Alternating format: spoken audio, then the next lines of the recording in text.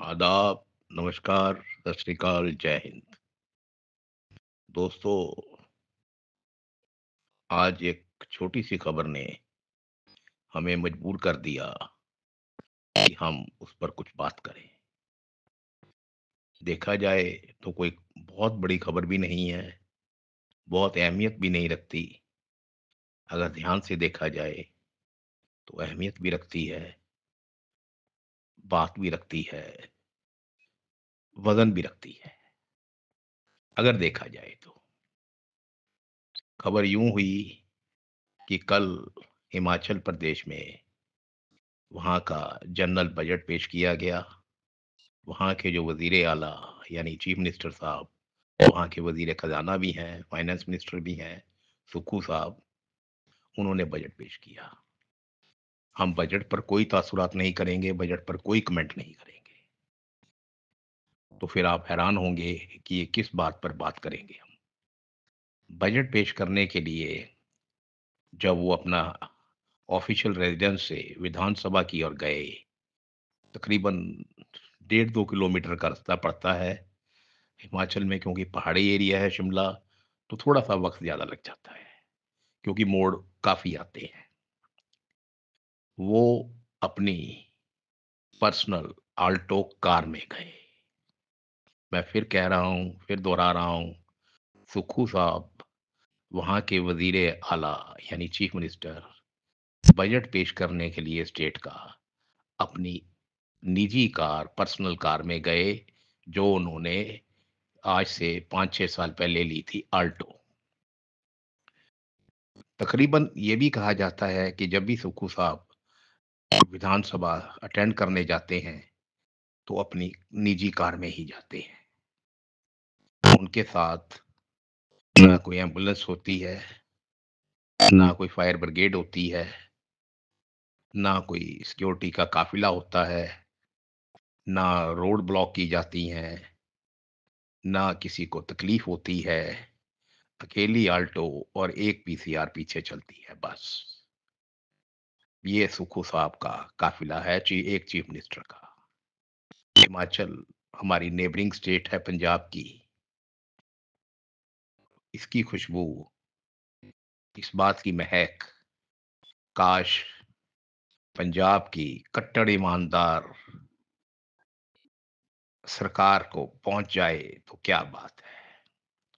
हमारे यहाँ जो हमारे वज़ीर आला हैं, यानी हमारे पंजाब के जो चीफ मिनिस्टर साहब हैं, जब अपनी सरकारी कोठी 2 सेक्टर से विधानसभा जाते हैं या सेक्रेटेरिएट ऑफिस अटेंड करने जाते हैं, तो उनके साथ 45 कारों का काफ़िला जाता है। एम्बुलेंस जाती है, फायर ब्रिगेड जाती है। तो ये ये है फ़र्क।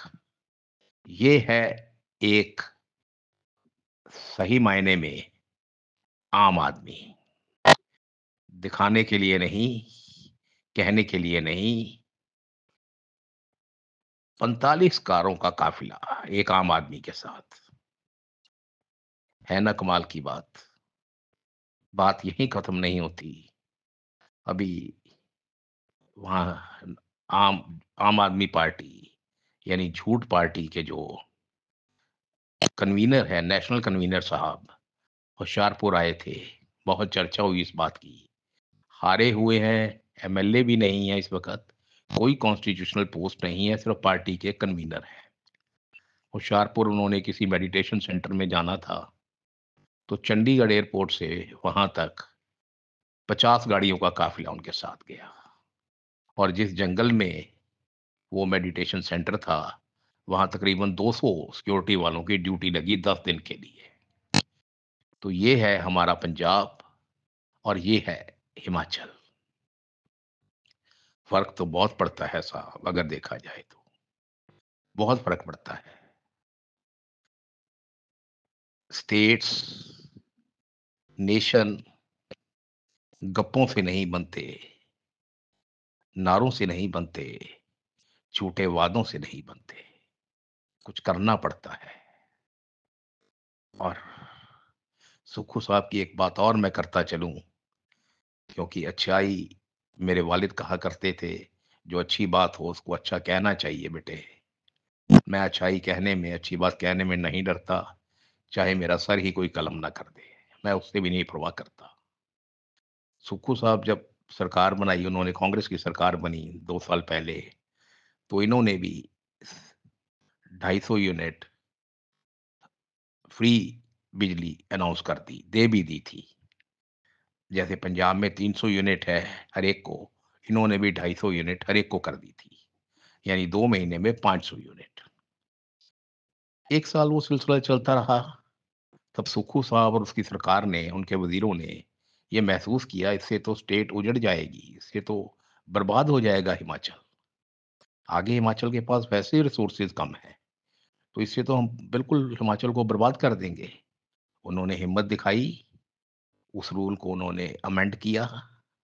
उन्होंने कहा कि 250 यूनिट उसको देंगे फ्री, जो बीपीएल में है, और किसी को नहीं देंगे। जो इनकम टैक्स पेयी है, जो सरकारी कर्मचारी है, बी और सी में, उसको नहीं मिलेगी। कितने हजार करोड़ रुपया, कितने 100 करोड़ रुपया इस छोटे से डिसीजन से सुक्खू साहब ने हिमाचल के लिए अर्न कर लिए।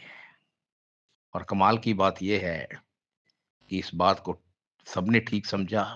इवन बीजेपी ने, जो मुखालफिन हैं, मुखालफिन का कहते हैं अपोजिशन वाले, उन्होंने भी कभी भी किसी जगह पर इस मुद्दे का विरोध नहीं किया, क्योंकि वो भी अंदर से जानते हैं कि जो हिमाचल की मौजूदा सरकार है उसका ये फैसला सही है। और इधर पंजाब में देख लीजिए, पंजाब बर्बाद हो रहा है। मैं 3 साल का कोई हिसाब नहीं दूंगा, 3 साल की कोई बात नहीं करूंगा, लेकिन यही सिलसिला अगर चलता रहा, यही सिक्योरिटी कवर चलते रहे, यही खर्चे होते रहे, तो 2 साल के बाद देख लीजिए पंजाब वालों, आपका कर्जा कितना हो जाएगा। ग्रेट है ना ये, झूठ पार्टी, फ्रॉड पार्टी, आम आदमी पार्टी। शुक्रिया।